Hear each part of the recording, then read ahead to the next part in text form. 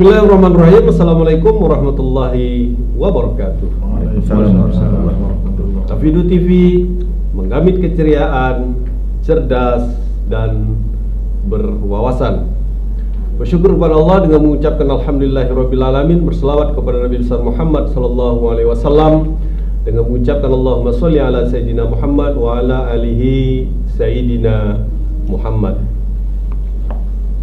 Berbicara tentang Selat Melaka, maka banyak hal yang harus kita bahas, terutama dalam kaitannya dengan posisi Selat Melaka sebagai jalur terpenting di Kepulauan Nusantara, terutama dalam kaitannya dengan ketika kita bicara tentang dinamika etnik dan kebudayaannya. Dalam dialog cendekia kita pada hari ini, Tafidu TV telah mengundang beberapa narasumber yang nantinya akan memberikan pencerahan kepada kita tentang bagaimana dinamika etnik dan kebudayaan di Selat Melaka. Di studio telah hadir yang pertama Rektor Institut Agama Islam Bapak Kufidin Lumai, Bapak Asosiat Profesor Dr. Haji Muhammad Rizal Akbar Enfield. Assalamualaikum. Waalaikumsalam warahmatullahi wabarakatuh. Yang juga merupakan Sekretaris Jenderal Perhimpunan Ilmuwan Pesisir Selat Melaka. Kemudian narasumber kita yang kedua yaitu Tuanku Mudorajo Disambah Pagaruyung, Haji Sultan Muhammad Yusuf SH. Assalamualaikum Tuanku. Waalaikumsalam warahmatullahi wabarakatuh. Kemudian narasumber kita yang kedua yang tidak asing lagi, tokoh kebudayaan, tokoh pemikir kebudayaan yang hari ini juga sebagai ketua lembaga adat Melayu Riau Kabupaten Bengkalis, yaitu Kakanda Syaukani Al-Karim SH. Wah. Baik, ketika kita bicara tentang dinamika etnik dan kebudayaan, maka kita persilakan dululah kepada Rektor yang juga sebagai Sekretaris Jenderal Perhimpunan Ilmuwan Pesisir Selat Melaka sebagai pembuka dari dialog cendekia kita pada hari ini. Silakan Pak Rektor.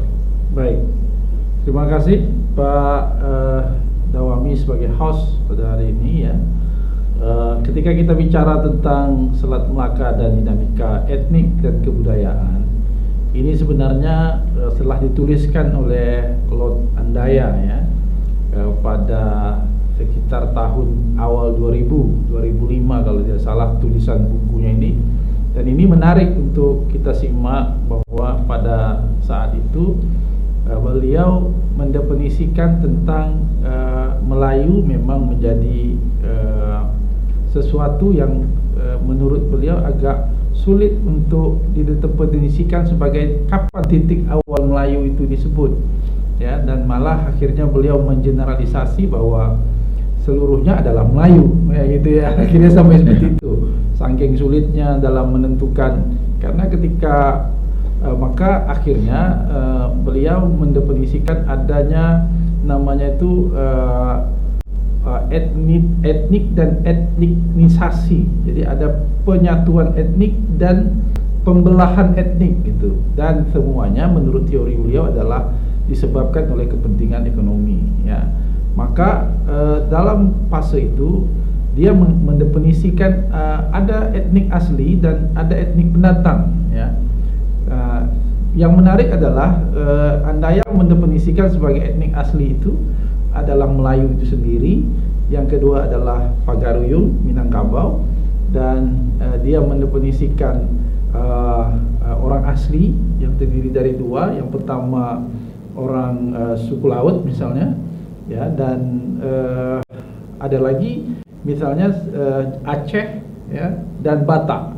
Nah, selain daripada itu dia lebih mendefinisikan sebagai etnik yang datang dengan kepentingan untuk ekonomi ya.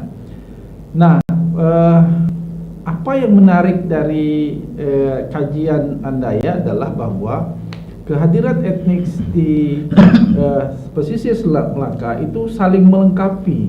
Ya, kalau tadi Pak Syaukani Al-Karim menyatakan bahwa yang berdagang itu adalah orang Minang, ya, dan yang membangun narasi itu adalah Melayu Temenggung, ya, dengan sastra dan kebudayaannya, maka ini juga merupakan tesis yang menurut saya agak menjadi menarik. Namun kita harus memantau kembali atau memview kembali, ya, pasca kejayaan Melaka itu yang dulu sudah bahasa Melayu, terus etnik-etnik yang asli yang berada di pesisir Selat Melaka itu memainkan peran sangat penting di dalam perekonomian, bukan hanya di kawasan Selat Melaka tapi juga terhubung dengan jalur sutra yang melampaui hampir seluruh belahan dunia.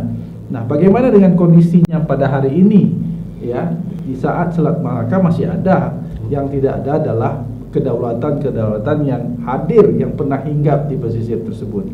Saya merasa bahwa kajian-kajian ini menjadi sesuatu yang dipentingkan kembali, baik secara akademik maupun dalam konteks para NGO dan pelaku-pelaku kebudayaan. Ya, jadi harus ada kolaborasi, tidak hanya akademik berdiri sendiri atau NGO kemelayuan dan etnik yang ada di pesisir Selat Melaka bergerak pada ruangnya sendiri-sendiri. Namun harus ada penyatuan sehingga kegemilangan di era niaga Selat Melaka itu bisa kita hidupkan kembali di masa akan datang untuk kesejahteraan masyarakat di pesisir Selat Melaka. Barangkali itu sebagai pengantar dari saya. Baik, Tuanku, tadi Pak Rektor bilang saling melengkapi, kemudian penyatuan. Siapa yang ragu tentang etnik dalam arti kata Pagaruyung, Minangkabau, mulai dari Aceh sampai ke Palembang. Nah, pastilah kita akan bicarakan tentang bagaimana etnik Minangkabau dalam arti kata Pagaruyung mewarnai Selat Melaka sampai ke juga negeri seberang. Nah, kira-kira bagaimana memposisikan untuk hari ini, Tuanku? Baik, terima kasih. Assalamualaikum warahmatullahi wabarakatuh. Waalaikumsalam warahmatullahi wabarakatuh. Bagi Pagaruyung atau Minangkabau umumnya, Selat Melaka ini merupakan suatu sangat mempunyai nilai yang sangat penting. Kurang lebih boleh dikatakan sebagai jembatan laut antara ranah dan rantau. Terutama juga bagi Pagaruyung secara kesultanan. Diawali dengan posisi Selat Melaka ini adalah sebagai jalur migrasi dari para perantau Minang menuju tanah harapannya di tanah Semenanjung. Kemudian setelah banyaknya masyarakat Minang yang berimigrasi ke tanah Semenanjung di Malaysia sekarang, khususnya di Negeri Sembilan, pada saat pembentukan institusi kerajaan di Negeri Sembilan, maka sepakatan antara 4 undang yang ada di sana sebagai pribumi di Malaysia meminta kepada Kerajaan Pagaruyung untuk mengirimkan raja yang akan dipertuan besar di Negeri Sembilan. Nah, melalui Selat Melaka inilah keberangkatan dari Sumatera atau dari Minang atau dari kampung ranah menuju rantau Malaysia. Itu sampai 3 kali pengiriman.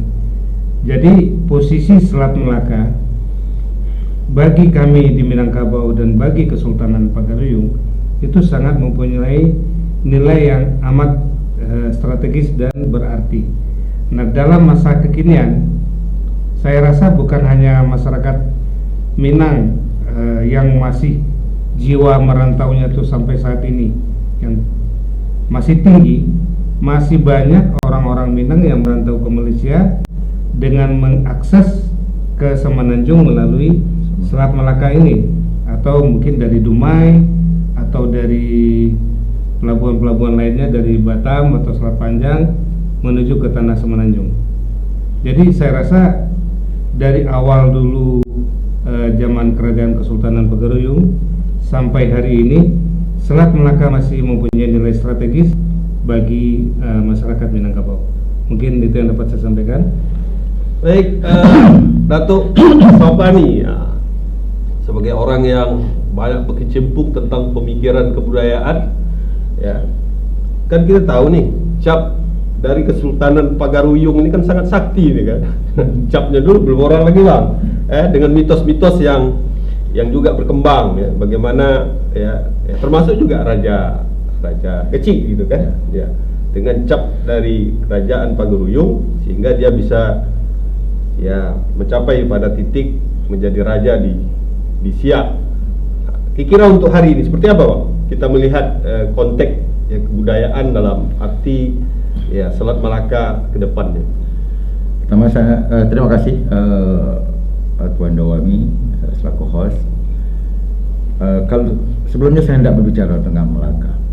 Melaka ini pada masa lampau menjadi semacam wilayah urban dalam tanda petik bagi semua orang dari berbagai penjuru mata angin.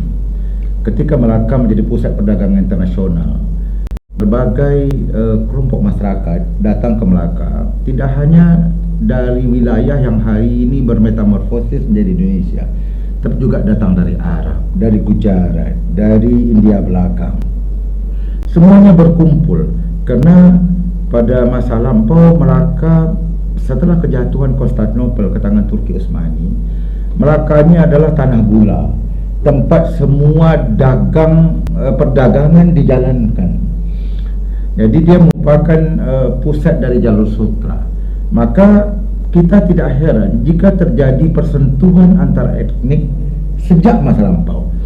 Makanya di dalam kisah-kisah kita melihat bagaimana tentang seseorang yang datang dari Lasem misalnya bernama Karmawijaya menjadi Mahapati, kemudian datang ada kisah tentang Raja Mendeliar yang keturunan masih punya hubungan dengan India belakang, ya kan, menjadi bagian dari kehidupan besar masyarakat Melayu. Apalagi kalau kita hendak berbicara tentang Pagaruyung. Pagaruyung ini merupakan salah satu dari kesultanan yang ada di Nusantara pada waktu itu yang sangat besar. Makanya kalau tadi Tuanku menyebutkan tentang bagaimana Selat Melaka menjadi pijakan, menjadi jembatan emas bagi perantau-perantau Minangkabau menuju Semenanjung, memang pada masa lampau tradisi itu sudah dimulai. Orang-orang dari Pagaruyung Minangkabau secara umum itu memang sudah datang ke tanah Semenanjung mengambil sesuatu dan memberikan sesuatu ke sana.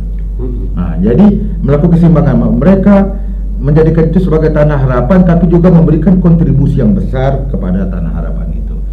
Keberadaan Negeri Sembilan itu merupakan bagian dari sebuah kontribusi. Bagaimana Undang yang 4, ya kan, akhirnya mengukuhkan Raja Malewar sebagai pemimpin di Negeri Sembilan. Nah, tentu tidak hanya itu. Ketika kerajaan-kerajaan di Nusantara jatuh dan bangun, ada satu fase mereka berkiblat dalam tanda petik ke Majapahit. Ada satu fase mereka berkiblat ke Sriwijaya. Ada satu fase berkiblat ke Melaka. Dan beberapa kawasan pada satu kondisi, satu zaman menjadikan Pagaruyung sebagai dipertuan, Dan inilah yang kemudian terjadi perubahan dalam berbagai sisi kebudayaan, dalam sisi juga ekonomi, sehingga kita melihat Pagaruyung memiliki pengaruh yang besar di berbagai tempat.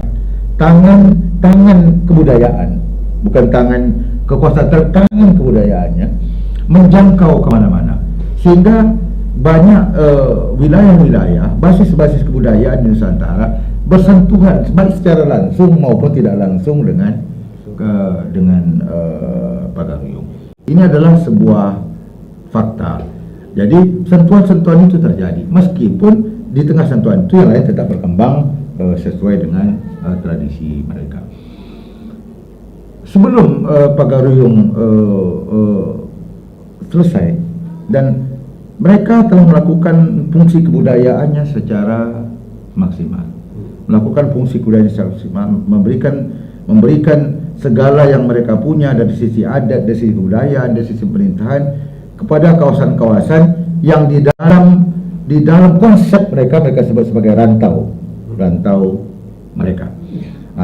Meskipun itu nanti ada sesuatu bahasan yang lain lah, tapi mereka memberikan semuanya terhadap sesuatu yang mereka sebut dengan rantau, tidak hanya di ranah tapi juga di rantau. Dan jejak itu kita lihat ada sampai hari ini, dan memang begitulah kehidupan kita, ya kan, bahwa makanya di dalam kehidupan itu seseorang sering bertanya, Melayu itu seperti apa? Melayu itu adalah sebuah hasil persentuhan dari berbagai pemikiran. Makanya kacukan juga menjadi sebuah identitas. Tidak ada sesuatu yang asli di dalam diri manusia, tapi selalu ada persentuhan secara secara nilai. Dan itu hanya berarti bagi Melayu, tapi juga bagi semua orang, bahwa persentuhan yang panjang dengan berbagai komunitas, berbagai etnis menimbulkan sebuah generasi yang baru. Saya kira itu. Baik, Datuk, menarik Datuk, terkait dengan penyatuan, ya kan? Kalau di negeri seberang kan cuma ada Cina, India, Melayu. Melayu di negeri seberang ada Melayunya betul, ada Jawa, ada Batak. Kemudian dalam konteks tadi Datuk bilang dalam konteks negara, mungkin tidak akan mungkin kita akan menyatukan dalam konteks negara. Yang mungkin adalah dalam konteks kebudayaan. Bisa lebih di spesifik lah, terutama dalam kaitannya dengan semangat kita menjaga NKRI khususnya di Kepulauan Nusantara lah di Indonesia. Ada beda cara pandang kita dalam memberikan identitas kemelayuan. Kalau di tanah Semenanjung, dia memakai ukuran yang jelas. Pertama, beragama Islam. Yang kedua, berada istiadat Melayu. Konsep ada bahasa syarat berdasarkan kitabullah. Yang ketiga, berbahasa Melayu. Siapapun yang memenuhi tiga ketentuan ini, tiga unsur ini, maka mereka disebut Melayu di tanah Semenanjung. Berbeda dengan di Indonesia. Di Indonesia, karena rumpun Melayu ini memiliki banyak ragamnya, maka mereka membuat kelompok-kelompok yang bersifat lebih spesifik. Meskipun dari sisi rumpun kita dapat menyebutnya itu sebagai rumpun yang sama. Nah, pertanyaannya, mungkin tidak ini kita satukan, bahwa kita tidak boleh terjebak dalam sebuah narasi bahwa kita harus bersatu. Bukan bersatu itu benar yang paling penting, tapi bagaimana kita saling menguatkan antara satu dengan yang lain. Yang di utara tidak perlu bersatu ke selatan, tapi jaga gerbang utara. Yang timur tak mesti bersatu dengan barat, tapi jaga gerbang timur. Kalau semua komunitas dan rumpun Melayu menjaga gerbangnya masing-masing, memperkuat gerbang itu dari sisi politik, ekonomi, sosial, budaya, ada istiadat, maka kawasan-kawasan Melayu dimanapun mereka berada, ini akan selalu menjadi sebuah kawasan yang sangat kuat. Jadi narasi-narasi menyatukan Melayu sedunia itu, kita khawatir itu menjadi sebuah narasi yang utopis, sebuah narasi yang menjadi khayalan. Yang paling penting adalah dimanapun rumpun Melayu berada, dimanapun orang Melayu berada, jaga dan perkuat wilayah itu, jaga gerbangnya dengan baik, perkuat politiknya, perkuat ekonominya, perkuat adat istiadatnya. Itu yang paling penting. Jadi sehingga ketika kita melakukan hubungan antar etnik, kita berada dalam hubungan yang setara antara satu dengan yang lain. Yang paling penting adalah memperkuat. Saudara kita dari ranah Minangkabau, mereka tak bicara itu. Mereka bicara memperkuat diri dimanapun mereka berada. Apakah mereka seorang, dua orang, tiga orang, siapa itu? Tapi bagaimana inti dari kemampuan kebudayaan adalah di mana kita berada, kita dapat berasimilasi dengan baik, dapat berhubungan dengan baik dengan wilayah setempat, dan itulah sumber kekuatan yang sebenarnya. Tuanku, terkait dengan ranah rantau, nah, ini bagian dari menjaga identitas, menjaga pintunya masing-masing. di dalam konsep Pagaruyung seperti apa, Tuanku? Kalau dulu kan kita punya mitos ya kan, mitos-mitos yang dibangun gitu kan, sehingga juga pada akhirnya ya kalau ada cap dari Pagaruyung aman lah tuh untuk menyeberang ke Selat Melaka. Seperti apa konsepnya Pak, Tuanku? Konsep penjaga rantau ya. Baik, kalau di zaman sekarang, kalau zaman dahulu para imigran dari Minangkabau yang datang ke rantau, tidak saja di rantau Tanah Semenanjung, tapi juga di rantau-rantau lainnya. Mereka tidak hanya sekedar datang lalu beraktivitas untuk melanjutkan kehidupan, tetapi mereka datang juga dengan adat dan budaya yang dibawa dari tanah ranah atau dari kampung. Cuma di Semenanjung khususnya ada satu hal yang menarik untuk menjaga bahwa mereka adalah perantau dari kampung halaman. Ketika kita berada di Sumatera Barat, itu suku-suku ini disebutkan memang berdasarkan sukunya. Contoh, ada yang bersuku Tanjung, ada yang bersuku Canego, atau bersuku Pisang dan lain sebagainya. Tetapi ketika mereka sampai di Tanah Semenanjung, mereka akan menyebutkan sukunya berdasarkan kampung halamannya. Ketika ditanya, saya waktu awal sekitar tahun 2014 dulu agak kaget memang. Lalu saya ketika berkomunikasi dengan perantau Minang yang ada di Malaysia, saya tanyakan, dia memperkenalkan dirinya suku 50 kota, kemudian suku Pati, kemudian suku Tigo Batur, suku Tanah Datar. Awalnya saya menolak bahwa apa yang mereka sebutkan itu tidak ada suku itu di Minangkabau.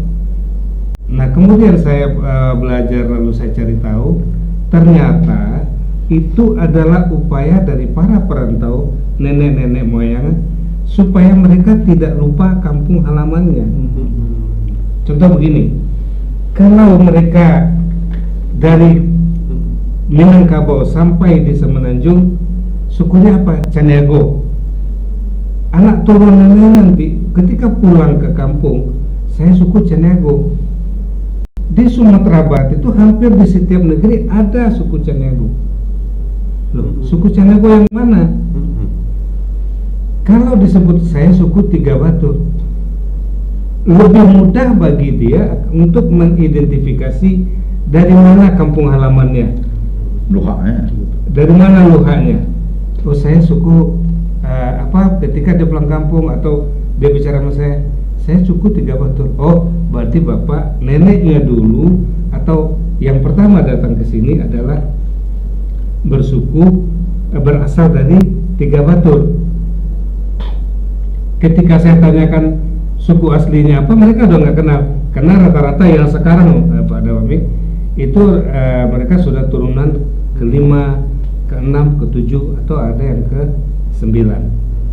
Jadi oh, ternyata bapak dari Tiga Batur, kampung halamannya.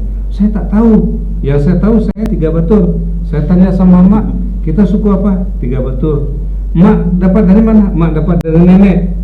Nah, dari pertanyaan Pak Dawami tadi, apa upaya untuk menjaga rantau dari mereka adalah mereka menamakan sukunya berdasarkan kampung halamannya.